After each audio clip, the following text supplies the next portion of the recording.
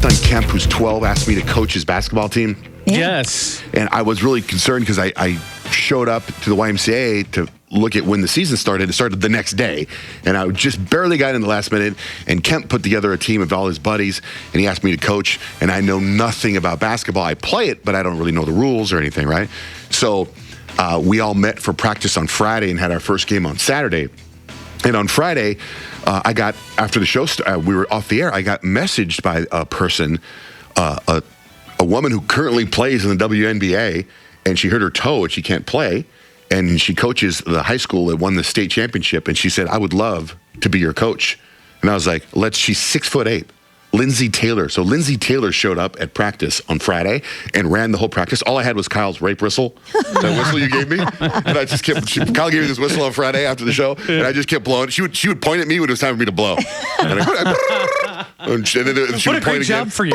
Point, blow. I did it the whole practice. And then she goes, I go, okay, so the game is tomorrow, which is on Saturday. She goes, that's the one thing, I can't come into the game tomorrow. I'm like, oh my God, what am I supposed to do?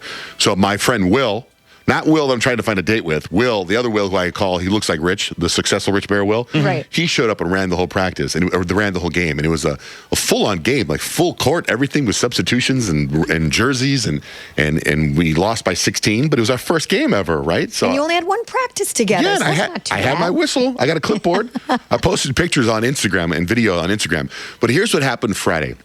After we signed up and after the practice, the YMCA gives everybody their team jerseys. And everyone has their number on it and everything. And then we left and we went to go meet some friends for dinner. We went to this place I told you guys about, Guido's. It's unbelievable. Yeah. So Kemp and Dutch, they're both in the team. They're wearing their jerseys, and they got, it's brand white jerseys, clean white jerseys. They order all this spaghetti and stuff and lasagna. And I said, why don't you guys take off your jerseys? You don't want to get them all covered in stuff with sauce and stuff. Please take them off. So they take off the jerseys, they hand them to their mom.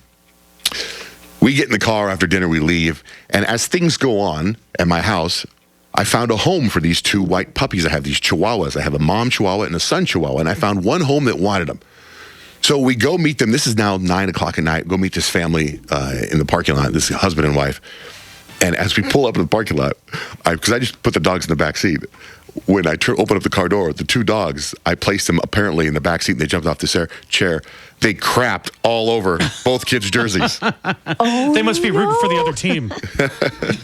Both kids' jerseys. I was afraid of tomato sauce on the jerseys, and both jerseys are covered in dog poop at 9 o'clock at night. And I was like, oh my God. I go, the irony. And they don't know. To this day, the kids don't know that it was cracked because Blake, my wife, went and she cleaned it all up and did the laundry, did make sure they were spotless. But I know I would never hear the end of it from my kids. You wouldn't let us eat. Look, there's no tomato sauce on this shirt. Right. So it was amazing to me.